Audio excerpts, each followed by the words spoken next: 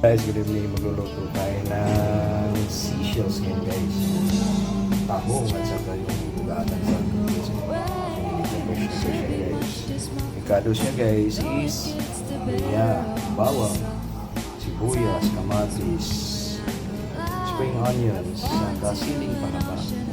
See you guys. Fresh and tasty yung niluto natin ngayon guys na seashells. Guys, fresh yan guys. Yan. Kaluluto lang yan guys. Patayin naman natin yung apoy guys. Alright. So ito yung seashells natin guys. Tahong at saka yung bugatan sa amin to guys eh. Yan. Yan.